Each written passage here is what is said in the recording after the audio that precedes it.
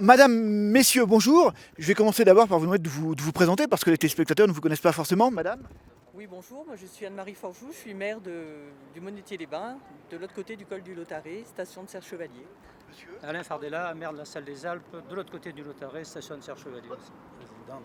Président de la communauté de communes du Briançonnais qui englobe la Grave et les Voilà, Barbades. Jean-Pierre Sevrez, maire de la Grave. Neveu Jean-Luc, maire de Saint-Chaffray, dans la vallée de la Guisane, Serre-Chevalier. Philippe Stockley, président du syndicat intercommunal de Serre-Chevalier. Très bien, alors messieurs, dames, le Premier ministre vient se rendre compte sur place de l'évolution, on va pas dire des travaux parce qu'ils ne sont pas commencés, mais à tout le moins du glissement de la montagne au lac Chambon. Qu'est-ce que vous attendez concrètement de cette visite? Écoutez, déjà, ce qui nous rassure, c'est que le problème a été pris en compte au plus haut niveau de l'État. Donc ça, déjà, pour nous, c'est plutôt rassurant. Après, si au niveau de l'État, on sait que les moyens sont plus importants que ceux du département de l'Isère, donc on espère passer à la vitesse supérieure et passer d'une politique palliative ou d'une médecine palliative, on va dire, à une médecine curative. Et qu'enfin, on arrive à rétablir cet axe qui irrigue tout le nord du département des Hautes-Alpes sur le plan économique. Alors justement, comment trouver une solution? Parce qu'il n'y a qu'une route, l'éboulement est en cours. Qu'est-ce qu'on peut faire rapidement? Une route de secours sur l'autre versant? Qu'est-ce qu'il est pour vous possible et nécessaire de faire dans les semaines et les mois qui viennent? Écoutez, je crois que c'est difficile de répondre à cette question parce qu'on n'est pas ingénieur. Nous, on alerte sur les problèmes économiques, sur les pertes de chiffre d'affaires qu'il y a sur le pays, sur le besoin de cette route. Après, je crois qu'il y a des services techniques qui sont là pour répondre techniquement sur ce qu'on peut faire, ce qu'on ne peut pas faire. Jusqu'à présent, il y a eu beaucoup d'hésitations, il y a eu beaucoup de temps d'observation. Effectivement, on compte sur la présence du Premier ministre pour passer maintenant à une phase de plus active de réalisation. Donc techniquement... Elle existe la solution technique? Elle existe? Je ne me sens pas compétent pour le dire. On ne sait pas. On sait pas. Alors nous sommes fin juillet. Est-ce que vous tous, vous avez quantifié la perte financière pour vos communes de la fermeture de cette route? Est-ce que vous avez déjà un retour en termes de chiffres sur l'impact de cet effondrement au Chambon? C'est compliqué aujourd'hui, moi je suis aussi présidente de l'office de tourisme, c'est compliqué aujourd'hui sur Serre-Chevalier d'estimer la perte. On sent les commerçants qui vivent avec le passage ont bien évidemment subi une baisse, mais on pourra quantifier cette baisse à la fin de la saison. Ce qui est plus inquiétant, c'est qu'aujourd'hui on commence les réservations pour la saison d'hiver et c'est là où on va vraiment sentir si les clients vont jouer le jeu ou pas, de passer par l'Italie ou pas. Donc c'est à partir de maintenant qu'on va commencer à Serre-Chevalier en tous les cas, à savoir ce que ça nous a coûté. Il y a moins de passages également, on sait que c'est une région de passage avec les touristes italiens, les gens du sud. Est-ce que vous avez constaté moins de passages, moins de remontées du sud vers le nord? Alors, que ce soit impacté du nord vers le sud, on est d'accord, mais du sud vers le nord, est-ce que vous l'avez constaté? Oui, effectivement, il y a un peu moins de circulation dans le sens sud-nord. Mais après, le quantifier réellement, il y a le passage par le Galibier, donc c'est vrai que c'est une possibilité de secours. Après, le quantifier réellement, non, mais certainement qu'il y a, oui, il y a une baisse de trafic, oui. Vous êtes inquiet de l'arrivée de l'hiver avec la fermeture du Galibier? Tout à fait, oui, nous sommes très inquiets et c'est justement là que nous attendons des solutions pérennes de la part du Premier ministre. Je ne sais pas s'il arrivera à nous donner des solutions pérennes parce qu'il y a quand même 80 000 lits touristiques sur la communauté de communes du Briançonnais et ça aura un fort impact sur notre économie si aucune solution n'est trouvée rapidement. Est-ce que vos entreprises aussi, on va peut-être demander à monsieur, est-ce que vos entreprises souffrent également de la fermeture de cette route? Personnellement, je suis chef d'entreprise, donc c'est vrai que ça ampute un peu mon chiffre d'affaires, mais je peux vous assurer que par contre, les entreprises de la Grave, il y a quelques entreprises du bâtiment, eux sont vraiment dans des pertes de 80% de chiffre d'affaires. Donc là, ça devient franchement très grave pour eux. C'est intenable pour eux. C'est intenable. Aujourd'hui, je crois qu'il faut qu'on nous propose une solution. Alors comme on le disait tout à l'heure, on ne sait pas quelle solution. Mais je crois qu'aujourd'hui, si on ne trouve pas cette solution, il y a des commerçants, des artisans, déjà dans la Romanche, qui à la fin de l'été vont fermer leurs portes. Alors un sujet un peu plus polémique, est-ce qu'il ne serait pas temps de remettre au goût du jour la fameuse extension de l'autoroute entre Grenoble et Gap? Ça ne desservirait pas. Ça n'aiderait pas, selon vous, de permettre que des gens qui viennent du Nord puissent au moins accéder du côté de Gap sur ce territoire-là. pas sur ce territoire-là. Là, c'est vraiment un axe Grenoble-Montgenèvre, Briançon, Montgenèvre, l'Italie. Donc, voilà, essentiellement. Bonjour, vous êtes maire de Briançon. Quel est l'impact de la fermeture du tunnel du Chambon pour votre commune, votre ville, pardon? C'est difficile à mesurer exactement. Ce qu'on peut dire, c'est qu'il y a une baisse d'activité. Vous le ressentez nettement? On le ressent particulièrement dans la vallée de la Guisane. Il y a un bon indice, c'est les bains de Monetier, où actuellement il y a une baisse de 30 à 40% par rapport à la clientèle de week-end qui montait de Grenoble. Donc ça, c'est des éléments mesurables. Après, l'impact réel, total, économique, on pourra faire le bilan en fin de saison. Il y a certainement tout un tas de facteurs qui jouent, mais aujourd'hui, à ce jour, on peut dire quand même qu'il y a un impact. Le mesurer exactement, pour l'instant, c'est impossible. Par contre, on espère aujourd'hui que le Premier ministre va nous apporter des éléments qui vont nous permettre d'espérer pour l'hiver. Parce que, bon, pour l'été, on a bien compris. Une fois que le Galibier sera fermé, ça va devenir beaucoup plus compliqué. Ça va devenir beaucoup plus compliqué. On a négocié pour l'instant aussi un passage par le tunnel du Fréjus. J'ai été, il n'y a pas très longtemps, à Modane pour négocier ça avec le directeur de l'Office du tourisme, M. Badjili. Bon. Ça, ce sont des éléments qui permettent d'attendre. C'est transitoire, mais ça ne résout pas le problème de l'accès pour nous par Grenoble et pour toute la population grenobloise, qui est importante. Tout le monde a son avis sur la solution pour travailler sur la zone du Chambon. Quelle est la solution pour vous aujourd'hui? Qu'est-ce que le Premier ministre doit proposer techniquement? Qu'est-ce qu'on peut faire? Faire tomber la montagne, mettre des explosifs? Qu'est-ce qu'il est urgent de faire? Je ne suis absolument pas technicien, je suis vétérinaire de formation. J'ai exercé ici pendant 35 ans. Je suis incapable de vous dire faut faire ci, il faut faire ça, faut qu'on y a qu'à. Ce que je voudrais simplement, c'est que les spécialistes, et il y en a, se mettent autour d'une table, analyse la situation, fasse des propositions et qu'on ait des résultats. Mais le reste, c'est complètement abscon. Oui, parce que tout le monde attend une réponse concrète du Premier ministre. Est-ce qu'il est capable de la donner, cette réponse technique? On espère, comme je vous disais tout à l'heure, j'espère qu'il va nous promettre un miracle. Ceci étant, où en est-on réellement, j'en sais rien. J'espère qu'il va nous apporter quelque chose dans sa besace, qui vient ici pas seulement pour venir nous voir, c'est déjà sympathique, hein, mais on attend plus. Pour terminer, vous avez tout de même un petit espoir pour la réouverture de cette route avant l'hiver? Ça paraît court quand même, non? Très honnêtement, si vous voulez, je me suis refusé à faire des paris. On nous a annoncé l'ouverture pour le 10 juillet, pour le 24 juillet. On nous a annoncé une tombée à 14h30 un dimanche il y a 15 jours. Aujourd'hui, ce qu'on sait, c'est qu'on ne sait pas. Et que sur cette base-là, moi j'espère pour nous, j'espère pour la population de la Grave qui souffre actuellement, pour l'économie qui souffre. Mais en dehors de ça, je me sens incapable de faire un pronostic quel qu'il soit. Monsieur Giraud, bonjour, député des Hautes-Alpes. Qu'est-ce que vous attendez très concrètement de la visite du Premier ministre ici à la Grave aujourd'hui? Je crois qu'aujourd'hui, il faut qu'ils comprennent d'abord la détresse d'une population qui était une population qui vivait au bord d'un axe fréquenté et dont toute l'économie est tournée autour de cet axe et qui du jour au lendemain se retrouve en cul-de-sac et enclavé de surcroît avec un col qui l'hiver risque de fermer. Donc il faut que déjà qu'ils comprennent et mesurent cette détresse. Je lui avais dit à l'Assemblée nationale, je lui ai dit que j'avais l'impression d'être dans les Andes avec des gosses qui partent sac à dos dans les sentiers, des gens qui vont sur des chantiers avec des mules, enfin je veux dire, on se serait cru dans un pays assez sous-développé. Et aujourd'hui, il faut qu'il amène des moyens pour qu'on puisse continuer à avoir des ponts aériens, notamment en hélicoptère, parce que c'est pas facile. Quand on n'aura plus de ponts aériens, il faut qu'on ait des barges dignes de ce nom qui permettent à des camionnettes de chantier, par exemple, de traverser le lac, et qu'il amène aussi une solution, j'allais dire, technique, c'est-à-dire que si tous les essais qui sont en cours à l'heure actuelle de noyage, je dirais, de cette espèce de glissement ne donnent pas un effet qui est un effet rapide, il faut pratiquer par purge, parce que les gens ne vont pas attendre pendant 30 ans qu'on veuille bien purger. Parce que la solution technique ne semble pas exister, enfin tout le monde a sa solution de son côté, mais il n'y a pas eu une solution qui émerge parmi les autres. Le Premier ministre peut l'avoir, cette solution? Il y a des experts de l'État qui ont été mobilisés au niveau interministériel. Jusqu'à présent, il y avait des experts locaux. Ensuite, il y a eu une réunion interministérielle où des experts nationaux, notamment en matière de risques naturels, ont été dépêchés. Et aujourd'hui, on est en train d'expertiser toutes les alternatives possibles. Et je crois que c'est la bonne solution parce qu'on ne peut pas rester 30 ans, sans glissement de terrain qui tombe, j'allais dire, et sans solution pérenne pour les gens qui habitent cette région. Dernière question, dans votre circonscription, vous sentez un impact sur le tourisme cet été? Est-ce qu'il y a moins de monde? Est-ce que les commerçants se plaignent? L'impact est énorme. Alors ici particulièrement, on a pratiquement zéro touriste. Je veux dire, depuis le 10 avril jusqu'au 14 juillet, il n'y en avait pas.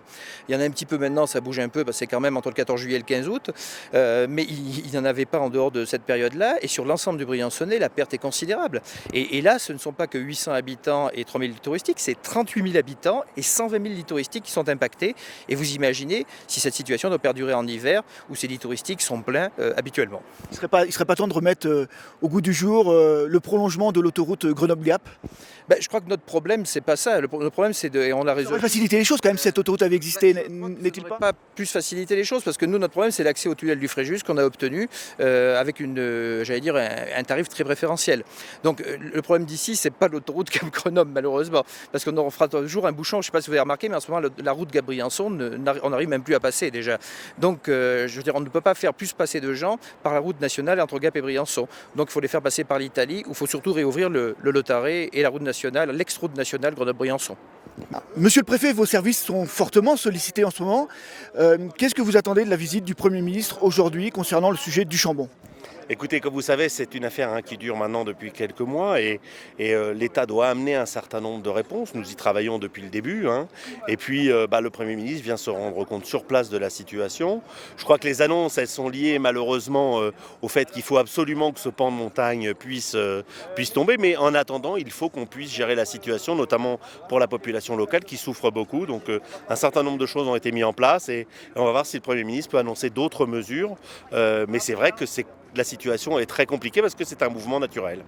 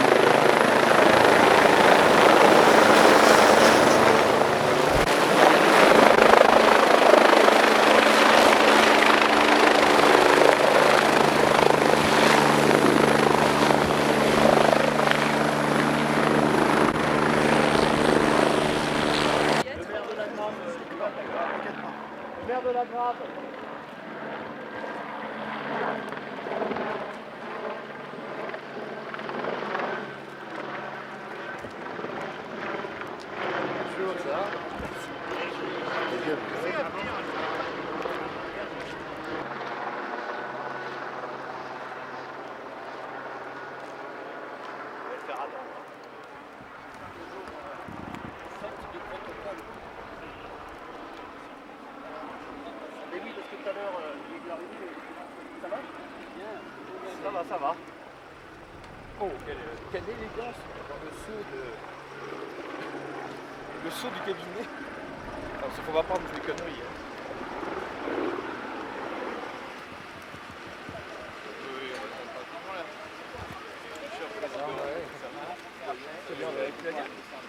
Ça va? Bonjour, comment ça va? Très bien, merci. Oui, mais je ne peux pas régler les problèmes de la montagne, de la géologie. C'est la seule chose que je ne peux pas faire. Je peux pas... Hein, mais voilà, il y a les questions là de route. Non, mais faut pas. Mais les gens, ils dépriment là. Mais je sais que c'est très dur. C'est pour ça que je suis venu, sinon je ne serais pas venu. D'accord? À tout à l'heure. Hein? Bienvenue en Provence. Bon. Merci d'être là. Parfait. Monsieur le Premier ministre, maire de la Grave. Oui. Pardon, colonel. C'était passé avant l'orage. Oui, c'était un peu inquiet. On va vite rentrer dans la salle, parce que le deuxième va se passer.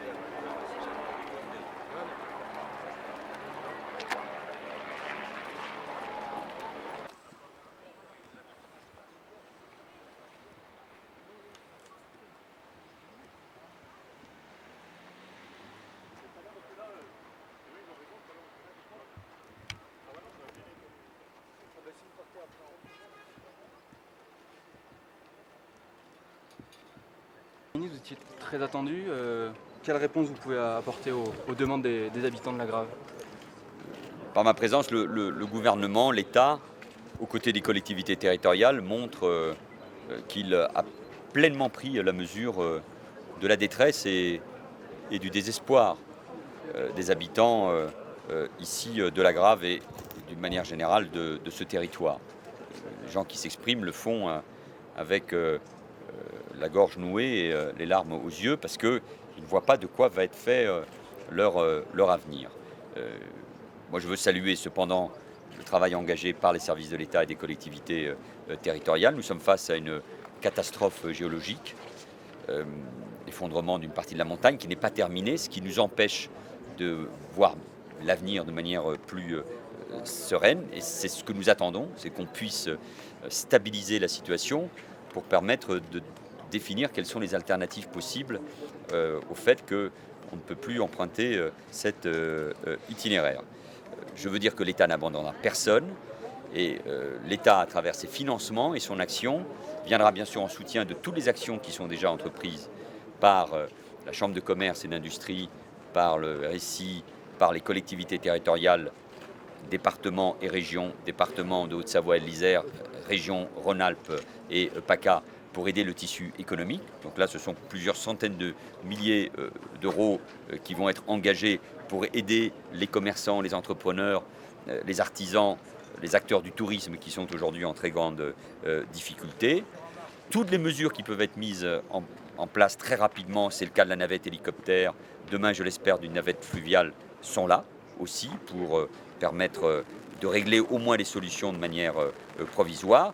Et nous étudions toutes les solutions quand la situation sera stabilisée pour soit une rénovation rapide du tunnel, si c'est le cas, soit une nouvelle partie du tunnel. Et là, c'est 12 millions d'euros sans doute qu'il faudra engager pour les collectivités territoriales, cette dérivation du tunnel coûtant cher. L'État sera aux côtés des collectivités territoriales pour un financement qui peut aller entre 30 ou 40%. Nous serons présents. En même temps, nous étudions aussi, avec le Conseil général de l'Isère, les solutions alternatives de l'autre côté du lac du Chambon. Aujourd'hui, vous savez qu'il y a un projet pour réhabiliter et permettre la continuité d'une piste actuellement à une voie. Nous allons étudier aussi, même si ça peut être plus long, là c'est prévu l'ouverture pour le mois de novembre, nous allons faire étudier un doublement de cette voie unique s'il n'y a aucune autre solution du côté de l'itinéraire actuel. Mais les habitants attendent, non pas des miracles, ils attendent un langage de vérité, c'est ce que je suis venu aussi leur dire, mais des solutions qui peuvent se mettre en œuvre, je l'espère, dans les semaines et dans les mois qui viennent. Mais je ne dirai pas aujourd'hui, je ne peux pas le dire, que la route va ouvrir dans les jours prochains. Ça serait mentir aux habitants. Ils ont suffisamment de problèmes, d'angoisse, de détresse pour qu'on ne puisse pas leur dire pleinement la vérité. C'est la nature qui décide finalement ? La nature, elle est là, mais les habitants le savent parfaitement. La montagne, elle peut être magnifique, mais elle peut être aussi dure. Mais l'État, la puissance publique, les collectivités territoriales peuvent aussi surmonter ces difficultés de la nature, mais il faut du temps. Et ce temps doit être mis à profit pour trouver les meilleures solutions et les solutions pérennes. Solidarité, soutien aux acteurs économiques et aux collectivités territoriales, aller vite sur les études pour pouvoir réaliser les travaux qui, bien sûr, s'imposeront, mais nous ne laisserons pas tomber les habitants de ce territoire qui sont une belle partie, une belle part de notre pays, de la France. Vous avez dit que vous allez demander l'état de catastrophe naturelle. Nous allons étudier cette demande, qui est celle notamment qui m'a été formulée par le député de la circonscription, Joël Giraud, qui m'a déjà alerté depuis plusieurs semaines de cette situation. L'état de catastrophe naturelle s'impose, ça permet à chacun de faire jouer ses assurances, s'impose quand il y a directement les effets de la catastrophe naturelle, ce qui n'est pas le cas ici. Je pense que les habitants de ce territoire attendent un geste fort de l'État et je proposerai qu'au Conseil des ministres de la fin du mois, le dernier Conseil des ministres du mois de juillet, on déclare ce territoire en situation de catastrophe naturelle. Chacun ici donc comprendra du coup la volonté de l'État d'être présent, de répondre à l'angoisse des habitants, de ne laisser tomber personne et d'agir le plus rapidement possible. Ce que nous faisons, ce que les habitants attendent, c'est l'ouverture du tunnel et la réalisation de cette voie. Ce sont 30 000, 40 000 habitants qui sont concernés, toute l'activité économique des vallées qui est touchée. Nous devons aller le plus vite possible, mais en déclarant l'état de catastrophe naturelle, nous montrons la nécessaire solidarité. Monsieur le Premier ministre, vous avez dit à plusieurs reprises que nous attendions le glissement total de la montagne. Vous avez rencontré les géologues. Est-ce que ce glissement est toujours aussi imminent, à tout le moins tel qu'il était il y a encore quelques semaines? À force d'être imminent et n'arrivant pas, il ne l'est plus. Ce qui est clair, c'est qu'il est difficile, semble-t-il, je ne suis pas un géologue et un expert, d'utiliser des moyens techniques pour provoquer ce glissement, des moyens explosifs ou hydrauliques, même si aujourd'hui on sonde ce qui est en train de se passer sous la montagne. On n'en perçoit pas d'ailleurs toutes les conséquences. Le glissement, il est réel, mais l'effondrement de la partie qui permettrait de stabiliser la situation dans la montagne, en tout cas je l'espère, il n'est toujours pas arrivé. J'espère tout simplement qu'il arrivera le plus vite possible, parce que c'est cette situation qui nous permettra de stabiliser ensuite les autres solutions que j'ai déjà évoquées devant vous. Ces moyens techniques pourraient être mis en œuvre quand pour accélérer le glissement de la montagne? Déjà, mais ils le sont en jouant sur le niveau du lac du Chambon. Cela fait bouger déjà cette partie de la montagne.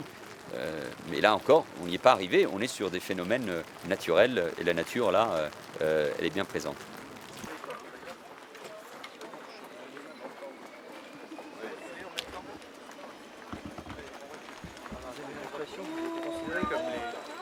Remonter jusqu'à... Parce que presque 4 mois après, rien n'est fait dans ce pays qui meurt là. Mais on est là les pour gens ça. sont en arrêt de travail. Oui, mais... Les gens sont dans une situation extrêmement complexe. Mais c'est ce que nous sommes venus constater. Et bien on espère que ça va Voilà, avancer. je préfère ça. Rapidement. C'est ça qui ça ne sert à rien de dire ce que vous avez dit. Peut-être pas, néanmoins il faut faire quelque chose. Ça ne sert à rien. Ce qu'il faut, c'est essayer d'être... Monsieur le Premier ministre, donc moi c'est ce que j'essaie de faire. Dites-nous, Monsieur le Premier ministre, que Qu'est-ce vous avez qu'on va pris faire une décision pour ce tunnel.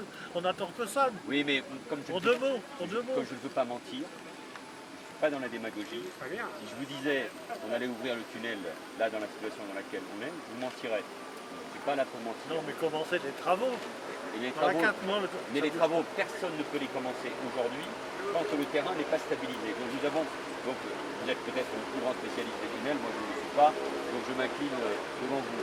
Mais non, on a vu ces deux solutions, au-delà des solutions de solidarité pour les entreprises, des navettes mais qui ne règlent pas le problème encore du faire de bateau. On a décidé deux choses. L'une, c'est qu'on est obligé d'attendre. C'est un entrepreneur, maintenant c'est son fils, Alain Jacquier. Vous savez, vous pouvez me raconter ce que vous voulez. Moi, Monsieur le Premier ministre, laissez-moi aujourd'hui, on va dans la terminer. lune. Laissez-moi terminer. Le grand âge de vous, quand même, y compris à ne pas compter. En fonction du glissement du terrain de la montagne, si je constate que les dégâts sont moindres pour le tunnel, les travaux de réhabilitation du tunnel, vous avez vu dans quel état il est, le tunnel, la portion, pourront se faire. Deux, si on constate que les dégâts sont considérables, il faut une dérivation du tunnel. Donc là, les travaux commenceront. C'est un coût autour de 12 millions d'euros. C'est à la charge des collectivités territoriales des deux départements. L'État y participera pleinement. C'est ça la solidarité nationale. J'espère que les travaux pourront commencer pour cette dérivation, si c'est ça la solution, le plus vite possible. Ça, c'est pour cette partie-là. De l'autre côté de la rive, vous savez qu'il y avait il y a une autre solution qui est d'ouvrir et de prolonger la piste actuelle. Terminer la piste. Donc de terminer la piste, c'est à peu près aujourd'hui 5 millions d'euros. L'État aidera aussi le conseil départemental solidaire. Là, les travaux peuvent commencer tout de suite pour une ouverture, parce qu'il faut bien que chacun se rende compte, au mois de novembre. C'est 4 mois de travaux. Mais à la demande des habitants et des associations qui étaient là, nous faisons étudier aussi, on faire avec le conseil départemental, l'autre possibilité qui est qu'il n'y ait pas une voie seulement sur cette piste, mais deux. Deux préfets de région, deux préfets départementaux, deux conseils départementaux. Oui, il y a trop de monde, autour de cette affaire. Mettez un seul pilote dans l'avion, s'il vous plaît. C'est pas, un pilote. Il y a une bonne coordination désormais, et si je suis ici, c'est pour m'assurer que les services de l'État et bien sûr les collectivités territoriales, elles sont autonomes, travaillent le mieux possible. On a bien défini quelles étaient les aides aux entreprises. L'état de catastrophe naturelle permet aussi à l'État d'être très présent. On a trouvé des solutions, on va les mettre en place, qui sont des solutions provisoires. Quelqu'un disait que c'est des pansements, je prends ça en effet comme des solutions provisoires, l'hélicoptère, demain les navettes fluviales.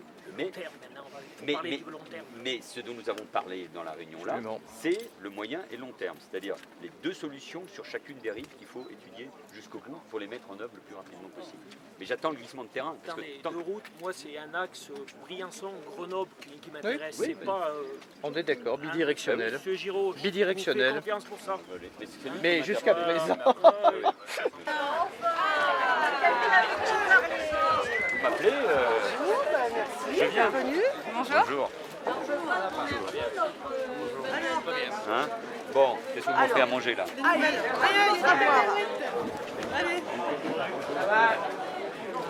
Bonjour madame.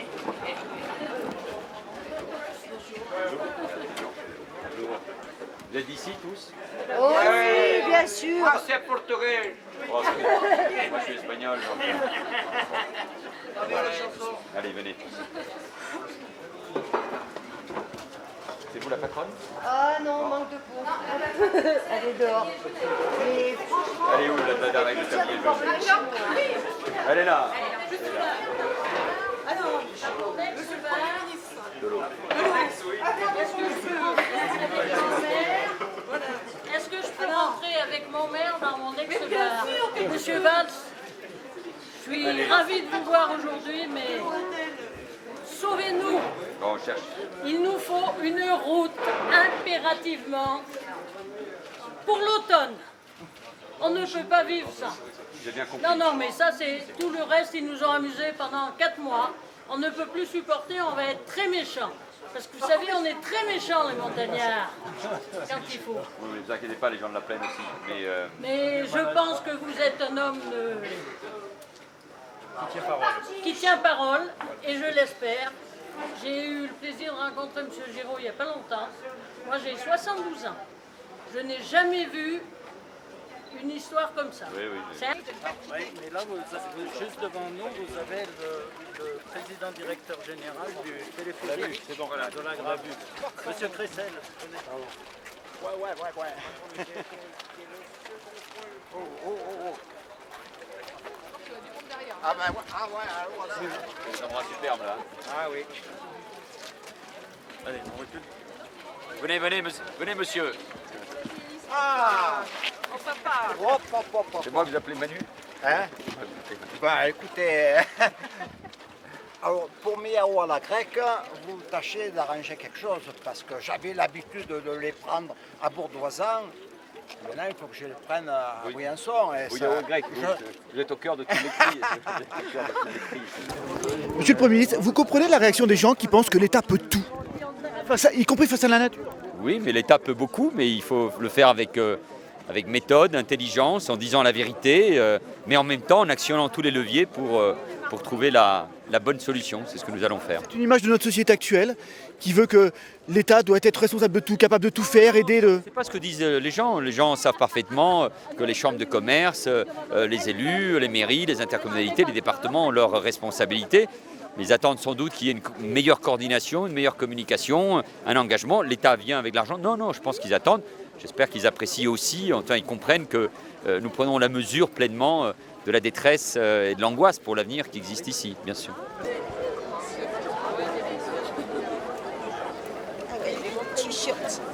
Le Premier ministre arrive, qu'est-ce que vous allez lui dire? Regardez l'arc-en-ciel, c'est un signe, un très beau signe. On veut une route. La route. Ou un pont. Remettre la route, simplement, quelque chose.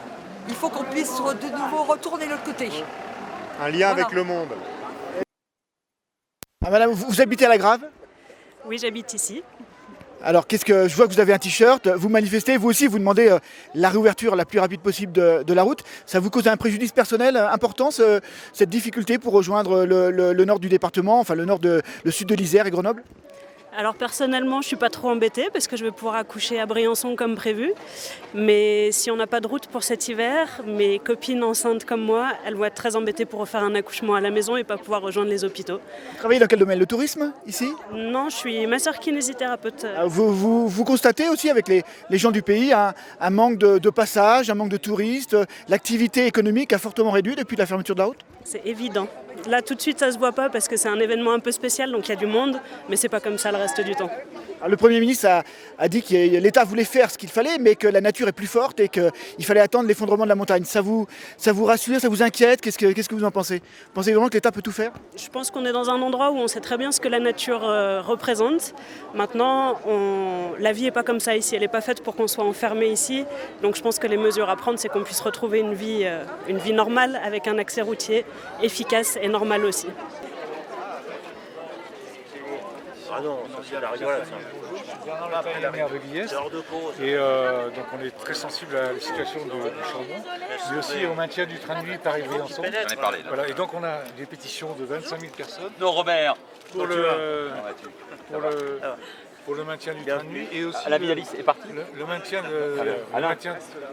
Où est-ce qu'il est, Alain? Pour le maintien de sa fréquence. Il y a le secrétaire d'État au transport. J'en ai parlé tout à l'heure. Hein. Il y a un petit dossier de remettre, c'est moi. Et ça, c'est pas un petit dossier, ça. Non, ça c'est une pétition. 25 000. On va te le porter. Monsieur le secrétaire d'État, voilà. Je suis le maire de Guillestre et avec le collectif on veut remettre des pétitions. Des pétitions concernant le maintien du train de nuit. Et surtout sa fréquence pendant les vacances scolaires. Voilà, parce que c'est vraiment notre poumon, c'est ce qui nous permet d'être désenclavés dans le département. Nous n'avons pas d'autoroute, nous n'avons pas de ça avec Malo. En fait, la période de pointe, c'est celle où les trains sont remplis à 100% et où ils sont au tarif maximum. Et il y a de la clientèle et faites-nous confiance, on les connaît les clients. Ça m'a fait plaisir de te revoir. Hein. Ouais, pareil. Surtout ici, dans ces circonstances-là. Ça c'est bien. Est-ce que vous avez quelqu'un qui peut prendre des pétitions? Non, on va pas les, vous les garder, il faut que vous les donnez au préfet, les pétitions. Au préfet. Monsieur le préfet, on a des pétitions pour vous, vous êtes costaud. C'est lourd. C'est lourd. C'est pour moi. C'est vous qui êtes chargé de prendre des pétitions, monsieur le préfet. Symboliquement. Et je vais très vite. Merci beaucoup. On peut faire une petite photo, s'il vous plaît, quand elle vous Retrouvez. Allez, remettez-moi. Attends, tout à fait. On est 25 000 personnes. 25 000 personnes, ça devrait être. Merci beaucoup.